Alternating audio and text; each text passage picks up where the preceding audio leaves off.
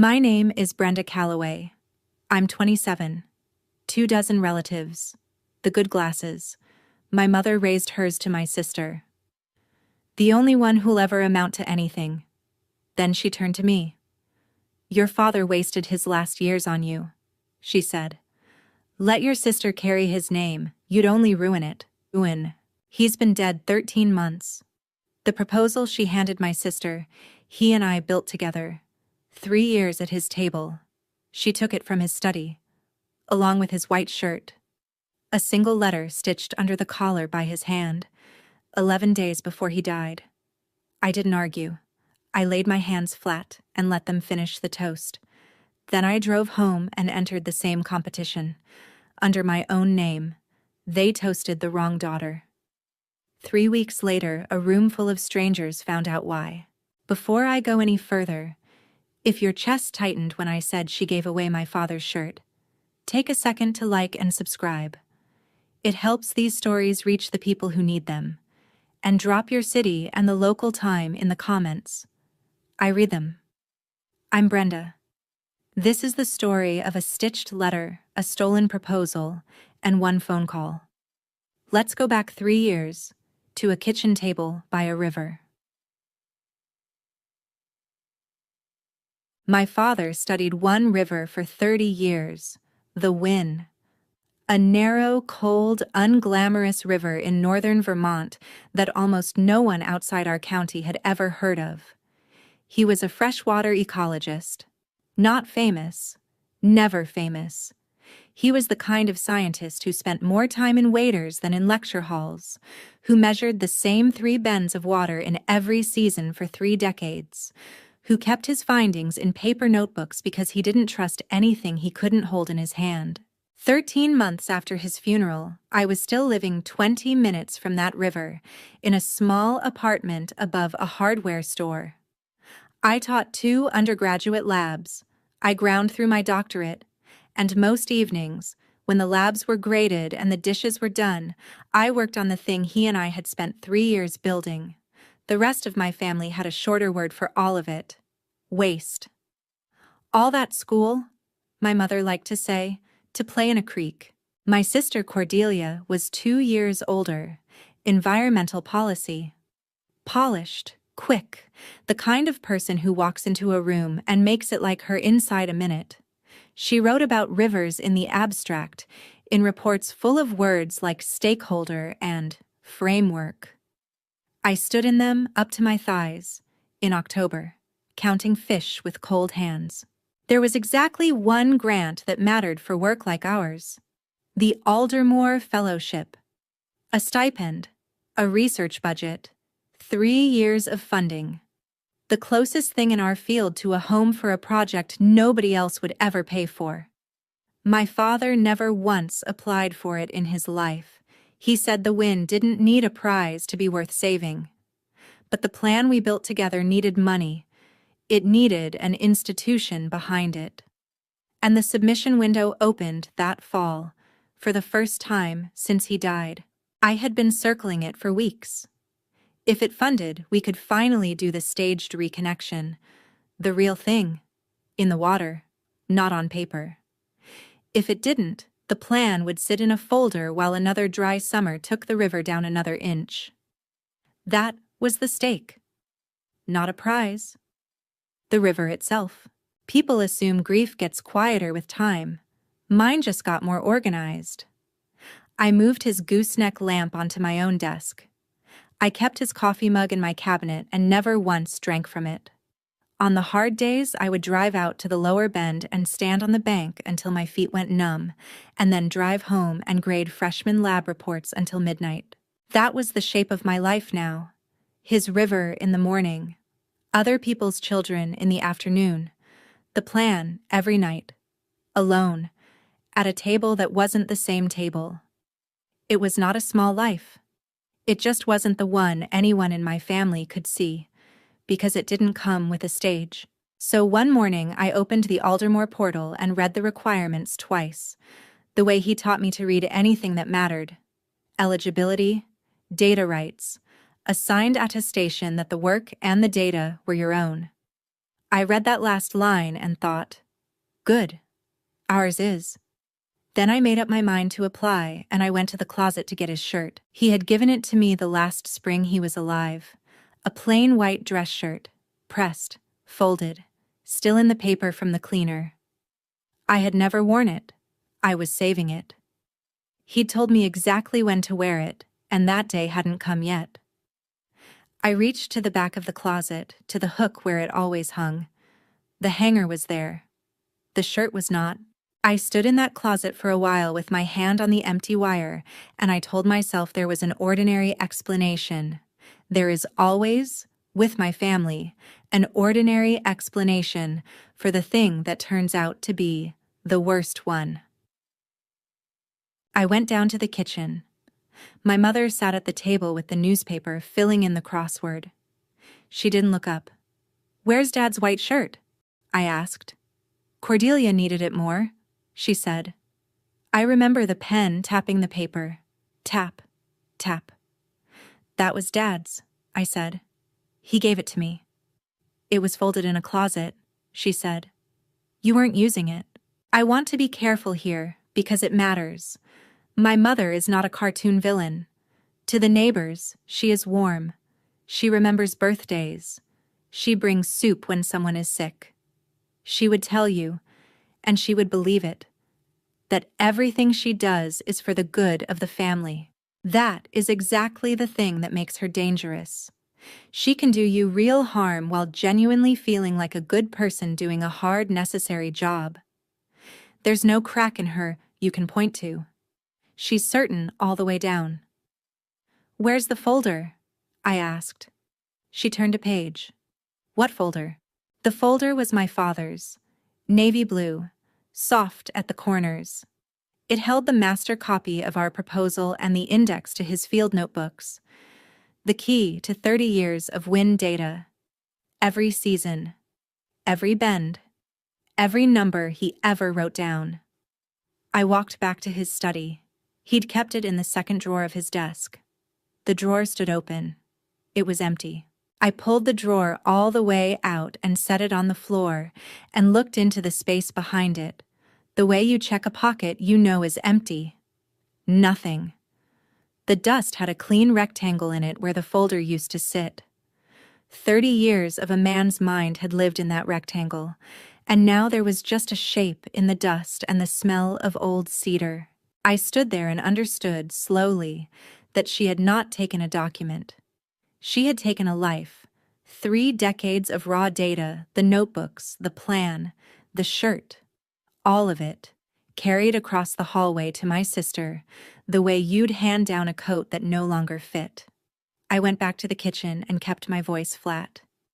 "Mom, that's Dad's entire data set, his notebooks. It's the family's now," she said. "Cordelia is going to do something real with it. Something that gets noticed.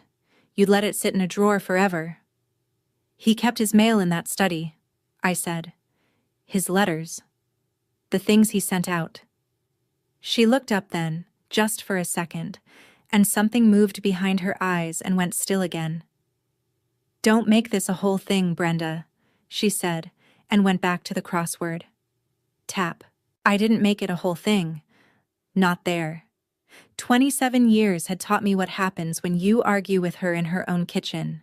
She gets calmer, and you get louder, and everyone who walks in decides you're the problem. So I said nothing. Here is what I could not say out loud, standing in that doorway. The shirt was not just a shirt. And my mother knew it. She had been in the room when he gave it to me. 11 months later, she took what he had stitched with his own dying hands, and she put it on the wrong daughter, and she went back to her crossword.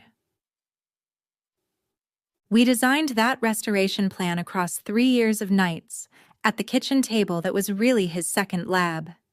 Graph paper, coffee rings, a gooseneck lamp he refused to replace, even after the switch went bad and you had to jiggle it to keep the light on. I grew up on that river. He put a sampling net in my hands before I could spell the word sediment. My earliest clear memory is standing thigh-deep in cold water in a pair of boots, 2 sizes too big, his hand around my wrist, guiding it down to the gravel. Feel that? The smooth stones, then the rough. That line is where the fish spawn. He tapped my knuckle against the cold rock. The river doesn't forgive a lazy number, Bren. You measure twice. Always twice. By the time I started my doctorate, I wasn't just his daughter. I was his collaborator. And the plan we built had a spine to it. A method he'd spent his entire career refining. I'll tell you one piece of it, because it matters later. On the Win, the fish that everything else depends on need cold water in the summer. There are certain spots, springs, deep shaded cuts, where the water stays cold even when the rest of the river warms up. My father designed his sampling so the measurements got denser, narrowed in tight, exactly at those cold water refuges. Not at the spawning gravel, where any textbook would tell you to concentrate. At the refuges. He had figured out, over 30 years of standing in that water, that the cold pockets were the hinge the whole system swung on. It was counterintuitive. It was his. If you didn't understand why, you'd space your samples wrong, and anyone who knew his work would spot it in a heartbeat. I remember the night he was sure of it. A July so hot the fish had stopped moving. We waited out at dusk with thermometers and a flashlight, and he found a seam of cold coming up off the stream bed, and a dozen trout stacked in it like cordwood, waiting out the heat. He crouched in the dark water and laughed, quietly, the way he laughed at church when something struck him funny and he wasn't supposed to. "There," he said. "That's the whole river right there. Everybody's watching the gravel. It was the cold all along." He made me put my own thermometer in the seam and read it out. 52 degrees, with the main current running 68 a body length away. I remember writing it down with wet, shaking fingers, and I remember him watching me write it, and I remember thinking that this, a cold number in a dark river, a man laughing quietly at the truth of it, was the happiest I had ever seen a person be. That was the discovery the whole restoration plan would eventually rest on. It took him another decade to prove it to anyone else. He never got the credit for it in his lifetime. He didn't seem to need it. The river knew, he'd say, and that was the only reviewer that couldn't be fooled. He kept everything in field notebooks. And he had a rule about them. Every entry got initialed in the corner by whoever did the work, his mark on his pages, mine on mine. "A number belongs to the hands that took it," he told me. "You sign for your own work. Nobody else signs for you, and you never sign for anybody else. That's the whole ethics of the thing." The first time I initialed a corner myself, I was 19. A B in the bottom right, in pencil, a little crooked. He looked at it and nodded like I'd done something that mattered, and I suppose I had. The last 3 years, more and more of those corners were mine. He was diagnosed the spring before last. He kept working. So did I. The winter after the diagnosis, he lost the feeling in 2 fingers of his right hand. He couldn't hold a pen through a whole evening anymore. So we changed how we worked. He'd sit in the chair by the window with the data in his lap and talk, slow and exact, and I'd write it down at the table. Every 20 minutes or so he'd say, "Read it back to me." I'd read it back. He'd catch the one number I had transposed. Every time. Even sick. Even exhausted. He could hear a wrong number the way other people hear a wrong note in a hymn. "You're going to be better at this than I was," he said one night. Not sentimental. Just stating it. The way he'd state a temperature. "That's not possible," I said. "It's already true," he said. "You just haven't caught up to it yet." I signed the corner of that entry B, and he watched me do it, and he nodded. Some nights he was too tired to talk at all, so I'd work and he'd doze in the chair, and I'd sign the corner B because the hands were mine, and in the morning he'd check it and say, "Good, that's right, sign it." The family kept calling all of it a waste. One Thanksgiving, I heard my mother tell an aunt it was sad, really, the 2 of them out in the mud, while Cordelia's off meeting senators. My father just kept eating his turkey. He didn't argue with the weather, and he didn't argue with her. 11 days before he died, he was too weak to go to the river, but he asked me to bring him the white shirt, and a needle, and a spool of thread. His hands shook. It took him most of an afternoon, squinting under the good lamp. When he finished, he turned the collar down and showed me what he'd stitched underneath. A single letter, B. "Wear it when you present the real thing," he said. Not before. I asked him why the shirt. Why not just tell me, or write it down somewhere? Because they'll take the paper, he said. They always take the paper. He tapped the collar once with one steady finger. They won't think to look here, and you'll know. That's all that has to happen. You'll know, and one day the right person will see it. At the time, I thought it was the illness talking. A little grand, a little strange. He was too weak to walk to the river, and here he was worried about someone taking a folder.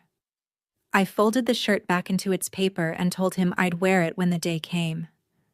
Then he pressed it into my hands. And 11 months later, it was hanging in my sister's closet, and I had never once put it on. The Aldermore announced its finalists at the end of October. Cordelia's name was on the list. My mother threw a dinner. She called it a celebration. 24 people packed into the dining room. Aunts, cousins, my father's brother Ray, a couple of neighbors from church. The good glasses came out. The ones we used maybe twice a year. The ones with the gold rim that you had to wash by hand. They seated me at the end of the table, near the kitchen door. It's the seat you give the person who is technically family, but is not the reason anyone drove over. I watched my sister hold the room, and she was genuinely good at it. Someone asked about the project, and she talked about resilience corridors and floodplain reconnection, phrases that sounded like the river without ever once getting wet. Then Uncle Ray leaned in. He'd been a civil engineer for 40 years, a serious man who built things that had to stand up. "So how's the model handle the spring melt?" he asked. "That's a lot of water, fast. That's where I'd worry." For half a second, nothing. Then Cordelia smiled and waved it off. "Oh, that gets pretty technical for a dinner party, Uncle Ray." The table laughed, charmed, and moved on. He let it go. But I was watching her, and I knew exactly what I'd just seen. She didn't know. She couldn't tell a transect from a yardstick. She had all the words and not 1 inch of the actual water. A cousin asked her a second question, something about the trout, and she deflected that one too, gracefully, back to the big picture. 2 questions, 2 dodges, and the room loved her more with each one. That's a real skill. It just isn't science. I looked around that table while she talked. My father's brother, nodding along. 2 cousins filming her on their phones for the family group chat. A neighbor who had known me since I was 6, beaming at Cordelia like she'd cured something. Not one of them had ever asked me a single question about the river. Not once, in 3 years. They had decided a long time ago which daughter was the story, and nothing on earth was going to complicate a story that comfortable. My plate sat mostly full in front of me. I'd stopped being hungry somewhere around the resilience corridors. Then my mother stood up with her glass, and the room went quiet for her. "To Cordelia," she said, "the one in this family with real potential." The glasses lifted. My father lived in that silence for a moment, the way he always does now, the empty chair very loud. She wasn't finished. She looked down the table at me, and her voice didn't change at all. Same warmth, same church soup smile. "Some of us shine, and some of us, God love them, fail at just about everything they touch. But that's what a family is for. We carry the ones who can't carry themselves." A few people chuckled. They heard affection. That is the entire trick of my mother. Cruelty folded so neatly into the shape of a blessing that the whole table drinks to it and feels warm doing it. I put my hands flat on the tablecloth. I felt the weave of it under my fingers, and the cold ring where my water glass had sweated. I did not defend myself. I did not stand up. I did not leave. A younger version of me would have cried in the bathroom and driven home hating myself for crying. I just sat there and breathed. Around me, the dinner simply resumed. Someone refilled the glasses. My aunt laughed at something. The celebration closed back over the moment like water over a dropped stone, smooth, as if nothing had been said at all. That was always how it worked in my family. The cruelty was never the scandal. Noticing it was. I looked at my mother across the length of that table, and I made a decision I said to no one in that room. If you have ever sat quiet at a table while people who were supposed to protect you handed your work to someone else, do me a favor and comment one word: quiet. I want to see how many of us learn to go still instead of screaming. Here is what I did not do. I did not fight for the stolen folder. I did not send my mother a furious email.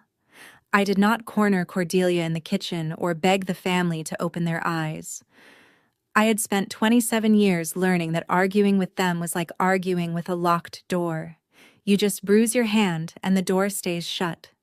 So I drove home to my own apartment, the one above the hardware store, and I opened a fresh notebook. I was not going to win my father's proposal back by shouting about it. I was going to submit something else. Something small. Something so completely, unmistakably mine that no one on earth could hand it to anyone. There was a side channel off the lower Win, an old cut the river had abandoned decades back, gone quiet and choked with silt. My father and I used to stand on that bank and talk about it. If you open that up again, he'd say, the brook trout would find it in a season. Watch. It was a smaller question than the whole restoration. Cleaner. One channel. One species. One clear test you could actually run and prove. So that weekend I drove out and ran it. I put on his waders. They were too big. I wore 3 pairs of socks. And I walked the abandoned channel end to end in the cold, flagging the old cut, taking temperatures at first light, when the cold water seams show themselves, and the rest of the river hasn't woken up yet. I filled a notebook of my own. I signed every corner B.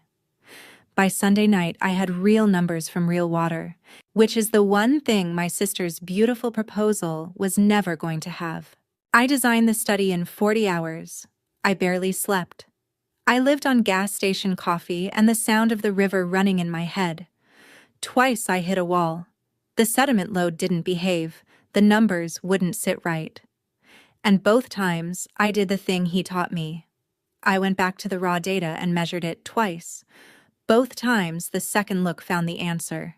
At hour 30, sitting in the blue light of the laptop with my eyes burning, I almost stopped.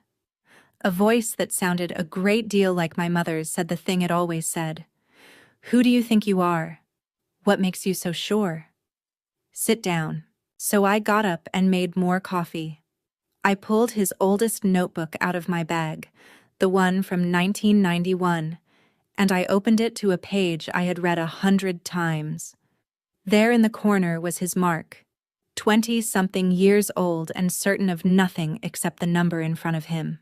He hadn't known who he was either, at the start.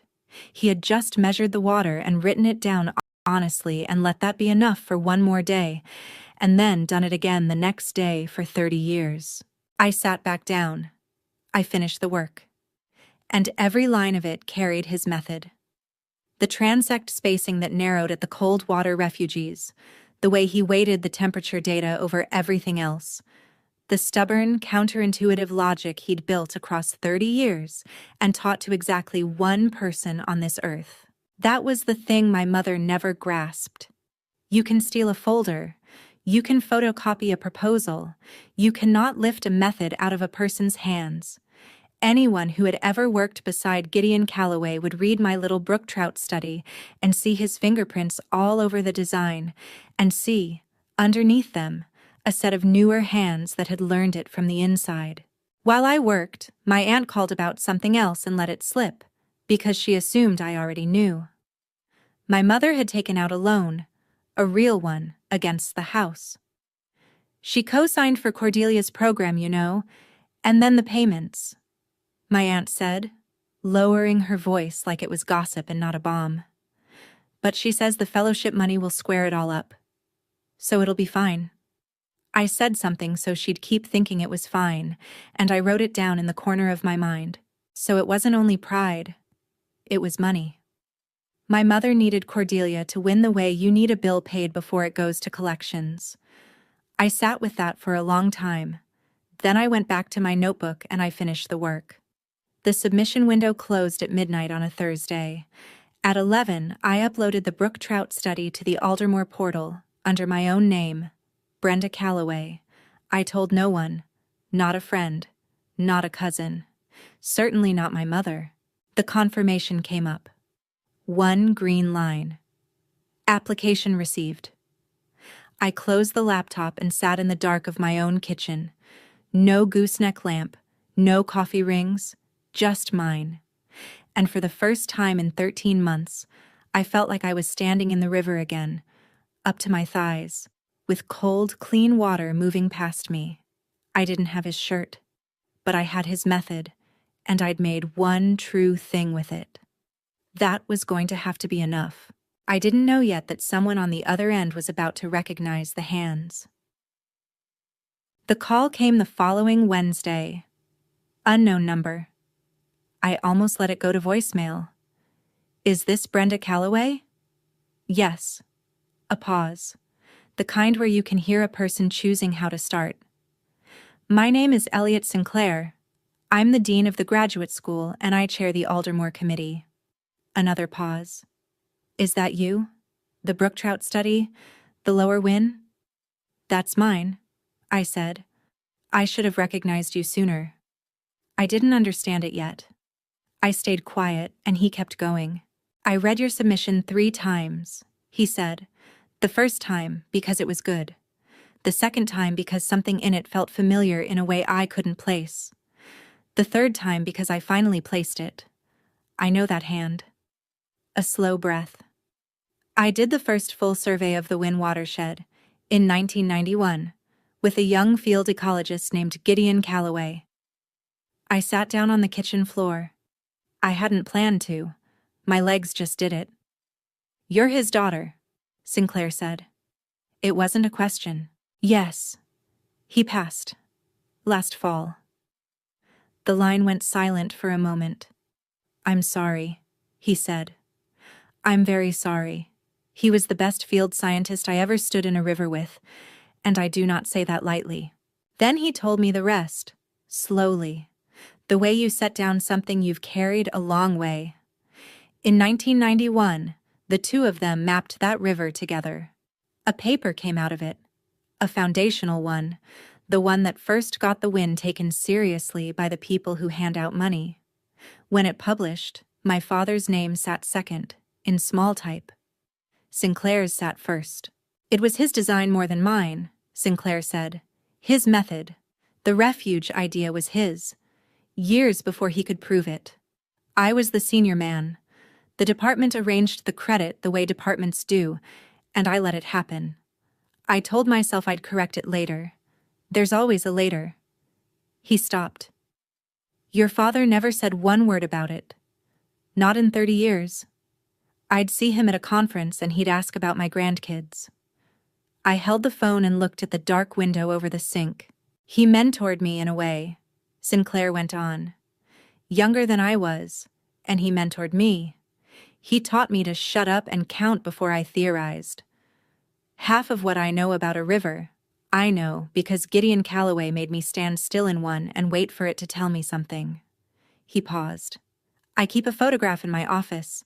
The two of us in Waiters, 1991, grinning like fools. I have looked at that picture every week for 30 years and never once picked up a phone to fix what I let happen to his name. I sat on my kitchen floor and let a man I had never met apologize to my father through me. It was the first time since the funeral that anyone in a position to actually know had said, out loud, plainly, that my father had been great. "I owed Gideon Calloway a debt I never paid," he said, "and last week I very nearly walked past it a second time." "What do you mean, a second time?" He was quiet again.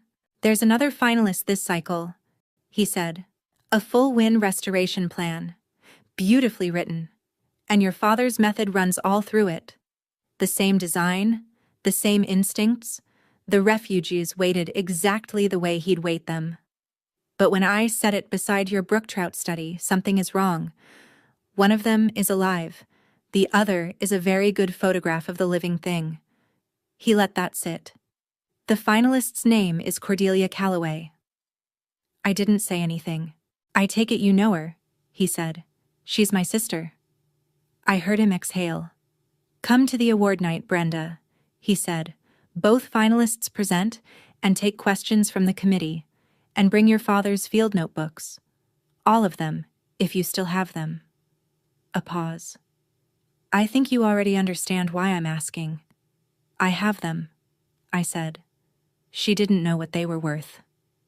"No," he said. "People rarely do." "What happens at the award night?" I asked. "If I bring them." "That depends on you," he said. "The committee will see what's in front of it. What you do with the moment is yours alone. I only wanted you in that room, Brenda, with the truth in your hands." A pause. "Your father would have wanted you in the room."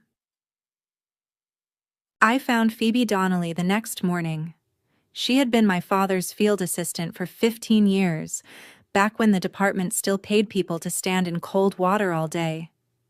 She ran a small watershed nonprofit 2 towns over now. When I said my name on the phone, she went quiet. And then she said, "Gideon's girl, the one who could read a gravel bar at 10 years old." I drove out to see her. We sat in her kitchen, which smelled the way his study used to. Coffee and river silt and old paper. I put one of the notebooks on the table between us. She turned the pages slowly. She smiled at something on page after page. "He initialed every entry," she said. "You know that. Whoever did the work signed the corner." She stopped and tapped one. A small mark in pencil. "That's his." She turned 3 pages and tapped again. "That's you. B." She kept going, and the deeper into the last 3 years she got, the more of the corners were mine. "Would you look at that?" she said softly. "By the end here, this is mostly your river." She turned back to an early page, one of his, and read a line of it aloud. A note about ice out on a March morning back in the 90s, the kind of thing he scribbled in the margin when the river surprised him. "He wrote like he talked," she said. "You can hear him." I could. That was the thing about the notebooks. They weren't storage. They were 30 years of a man paying very close attention, in his own voice, and my voice was threaded all through the last of them. Then I described the shirt to her because I didn't have it in the room. A white dress shirt. A single letter stitched by hand under the collar. The last spring he was alive. She set the notebook down. "What letter?" she said. "B." She looked at me for a long moment. "Phoebe," I said. "It's just a monogram, right? People monogram shirts." Gideon didn't stitch decorations. Her voice was very even. He signed things. If he put a B under that collar with his own hands, he was doing the exact same thing he did in these corners. She tapped the page one more time. "That shirt is a signature, Brenda. He signed you into his life's work so that nobody could ever take it back out again." And it was on my sister's back. Then Phoebe told me the last thing, and it is the part I still can't fully hold in my 2 hands. Before he died, my father wrote a statement. 1 page. His own writing. He named me as the steward of the wind data and the restoration plan, and he said plainly that the work was to continue under my name. He made 2 copies. He mailed one to Phoebe, the other he left for the department. So it would be on the official record. "I got mine," Phoebe said. She went to a drawer, took out a folded page and set it in front of me. His handwriting. A few months later, I called the department just to be sure they'd filed theirs. They had no record of it. Nothing ever came in.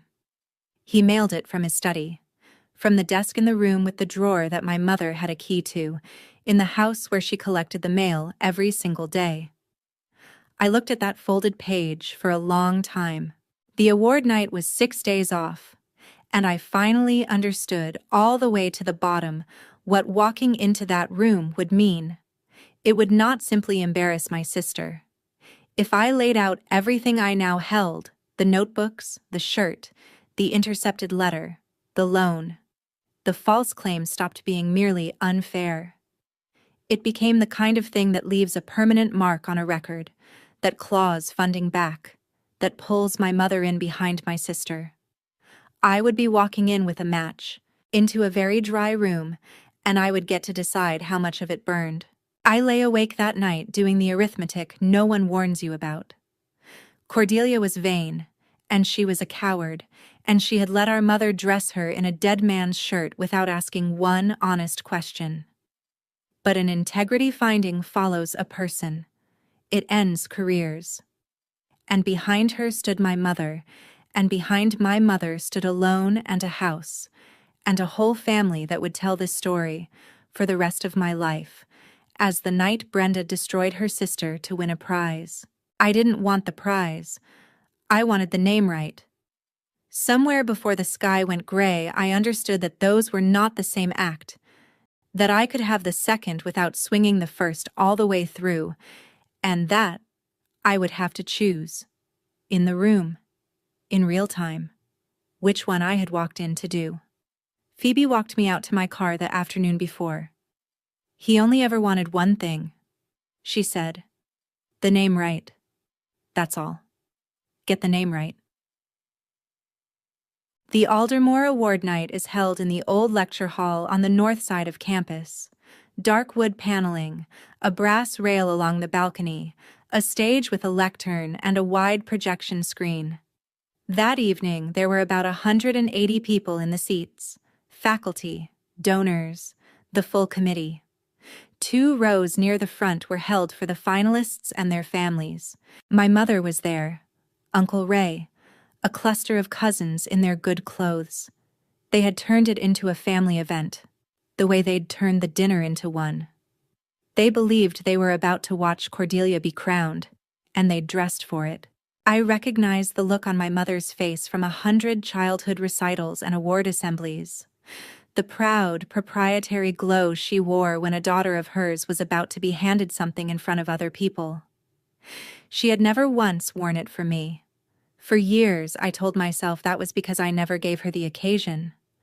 Standing in the doorway of that hall, I finally understood it was simpler than that. She had chosen her daughter a long time ago, and the choosing had never had anything to do with what either of us actually did. Cordelia sat in the finalist row.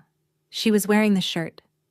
My father's white shirt, pressed and bright under the stage lights, the collar crisp against her neck.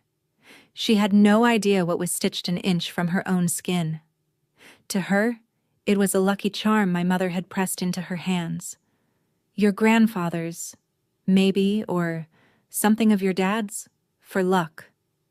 I don't know what small, easy lie made it fit. I came in with nothing of his on me.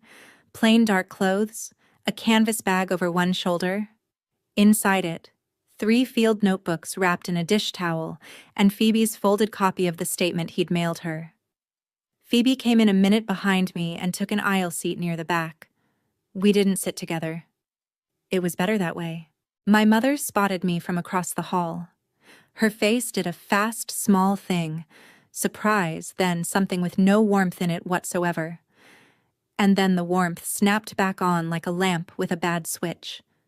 She crossed the room to me before I'd even found a seat. "What are you doing here?" she said, smiling in case anyone was watching.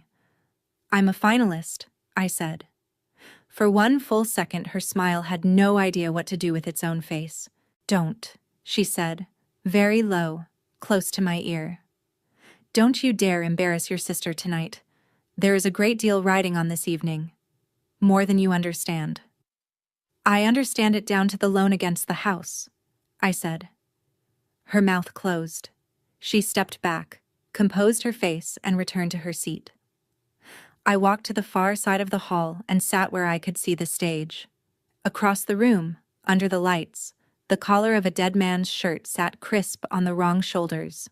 Dr. Nora Beaumont, the board chair, stepped to the lectern and welcomed the room. Each finalist would present, she said, and then take questions from the committee. The funding decision would be finalized that same evening, once the successful finalists signed the acceptance forms. I already knew what was on those forms: an attestation of original authorship, a signature swearing the work and the underlying data were the finalists' own, and no one else's. I found a seat on the far aisle and set the canvas bag between my feet, the notebooks resting against my ankle. I still didn't know exactly what I would do with them. I knew only that I had carried the truth into the room wrapped in a dish towel, and that from here it could move on its own. Beaumont read the order of the evening off a card. 2 finalists, presentations, then questions, then the signing.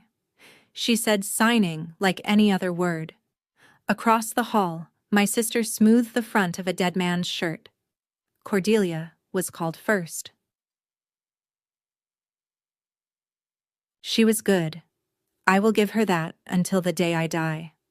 She walked the room through the Wynn restoration plan. Our plan, my father's plan, 30 years and 3 of my own poured into it, with the ease of someone who had rehearsed every slide in a mirror.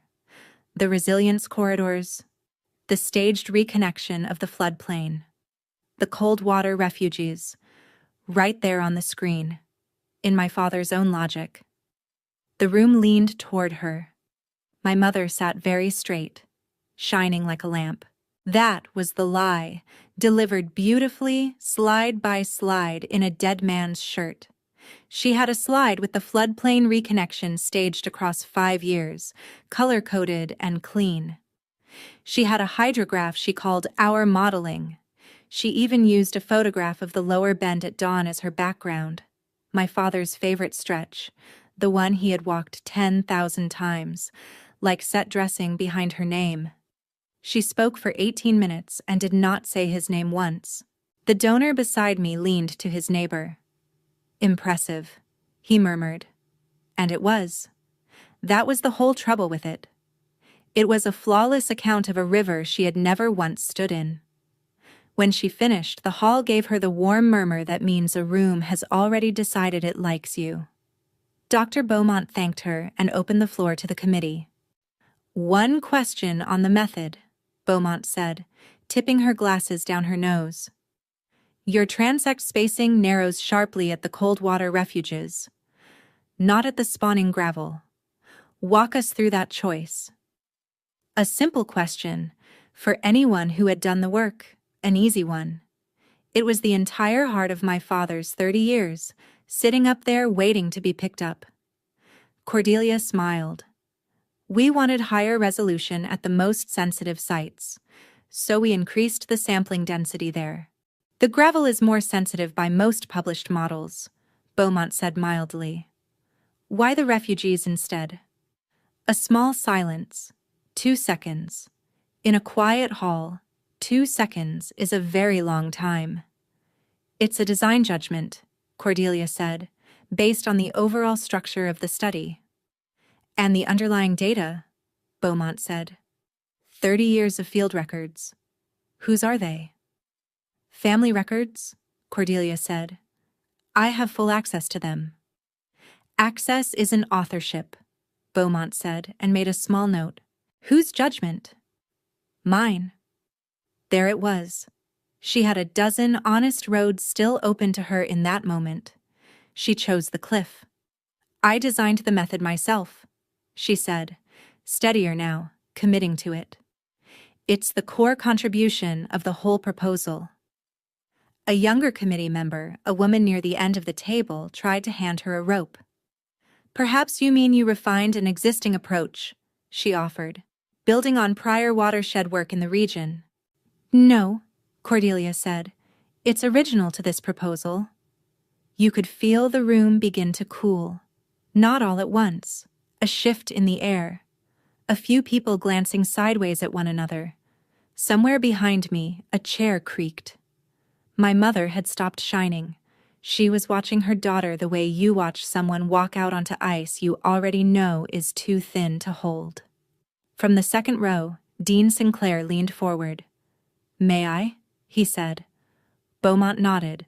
Sinclair looked at my sister for a moment. Then, mildly, almost kindly, he said, "There's a letter stitched under the collar of your shirt.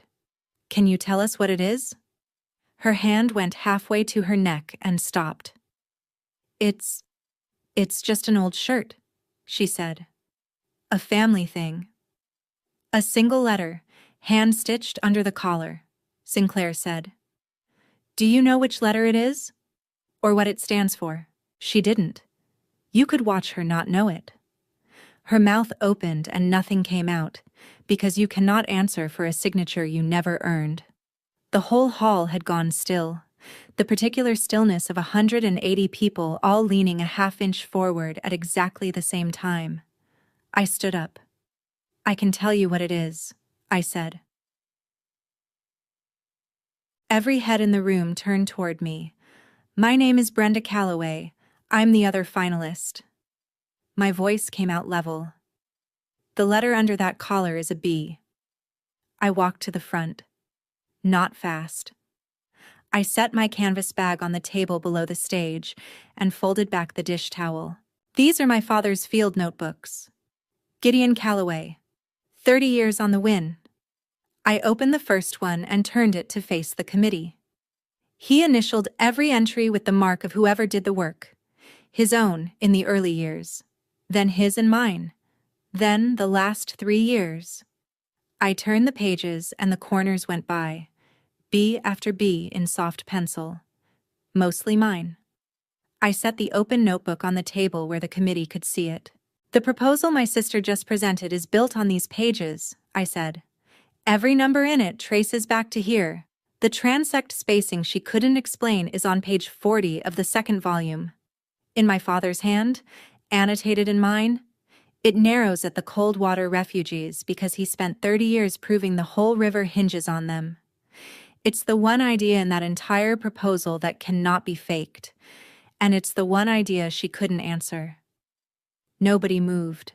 I turned to page 40 and held it up so the front rows could see it. His handwriting, cramped and certain, and beside it, in the margin, mine. The same hand that had just been asked to explain that page, and could not. A donor in the second row put on his glasses. Dr. Beaumont did not reach for her pen.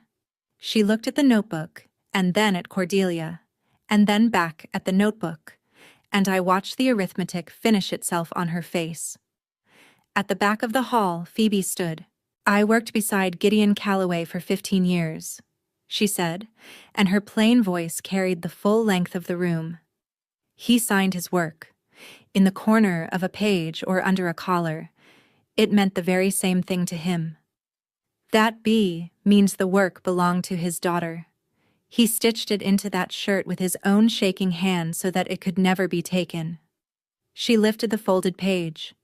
"He also wrote this, a year ago. His handwriting. It names Brenda as the steward of the wind data. He mailed a copy to the department so it would be on the record. It never arrived." She walked it to the front and laid it beside the notebook. The silence in that hall had weight to it. It pressed down on everyone. Cordelia stood on the stage in the white shirt, and for the first time all evening she had absolutely nothing to say. That is when my mother lost control. She rose in the second row, and because she is who she is, she did not go quiet and small. She went on the attack. Loud, to the whole room. "This is disgraceful," she said.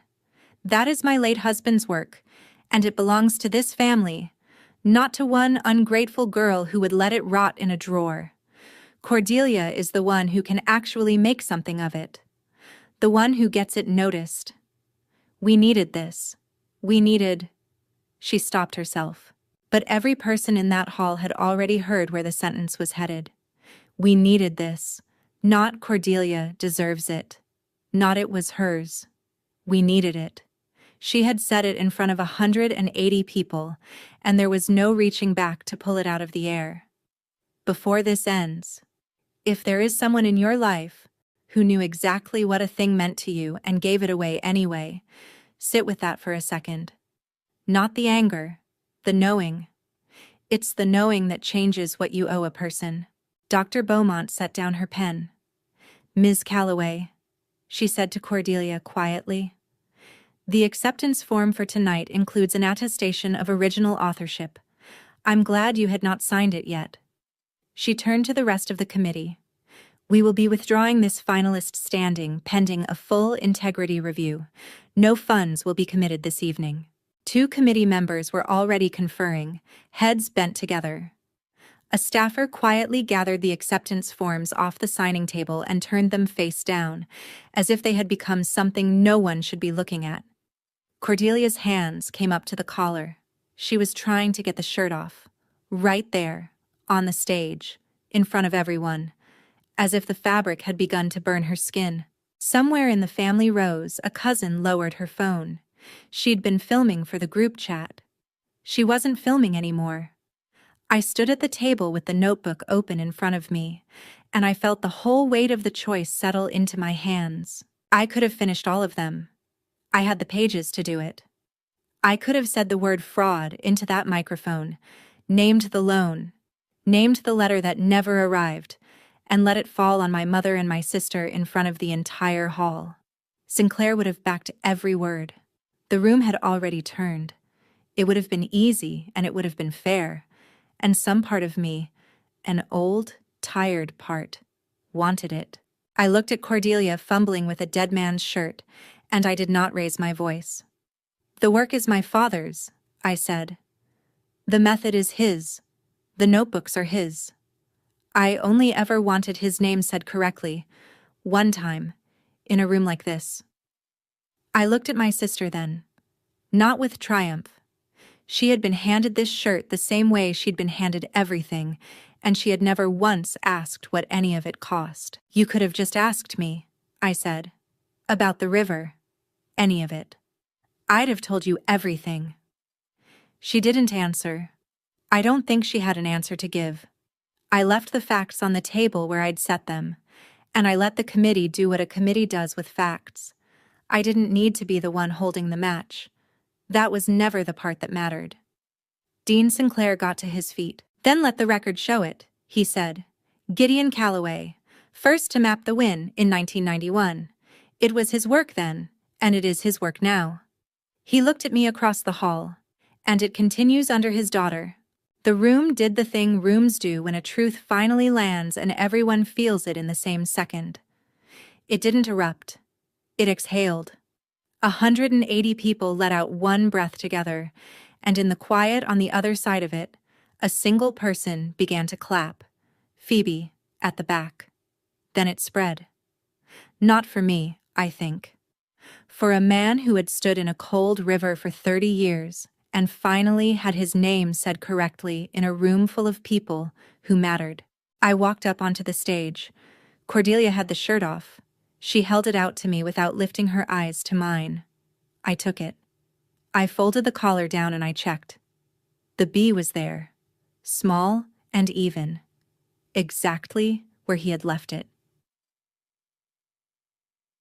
The integrity review ran a few weeks. Cordelia withdrew from her program before it finished. I heard that from a cousin, not from her. My mother didn't appear at any of it. There was nothing left for her to say that she hadn't already said, at full volume, to a hall of strangers. The Aldermore Committee reviewed my brook trout study on its own merits and funded it. Dr. Beaumont wrote to ask whether I would bring the full win restoration plan back the following cycle. Properly, under my father's name and mine, the way it should have arrived the first time.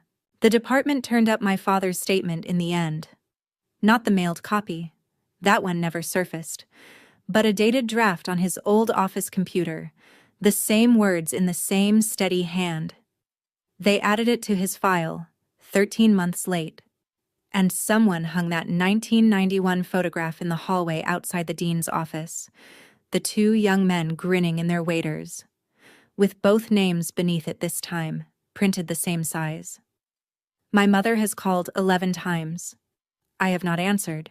I drove out to the house once to collect the rest of the notebooks before anything else could quietly vanish from that study. She met me at the door and wanted to talk about family and moving forward and how none of this ever had to become a whole thing. I said one sentence to her. You were in the room when he gave me that shirt. You knew exactly what the letter meant. I held her eyes until she was the one who looked away. That's the part I won't forget. Then I loaded the notebooks into my car, and I drove back to the river. I wear the shirt now, when I present the real thing. The letter sits under my collar where no one can see it, which is how he wanted it. Not for a room, for me. Sometimes a student in my lab notices the stitching and asks about it. I tell them it's a family thing, which is true, in the only way that matters. People ask if I feel like I won something. I don't really think of it that way. My father spent 30 years on a river nobody clapped for, and he never once needed the applause. He needed the numbers honest and the right name on the work. That was the whole of it. He didn't leave it to the one with potential. He left it to the one who was there.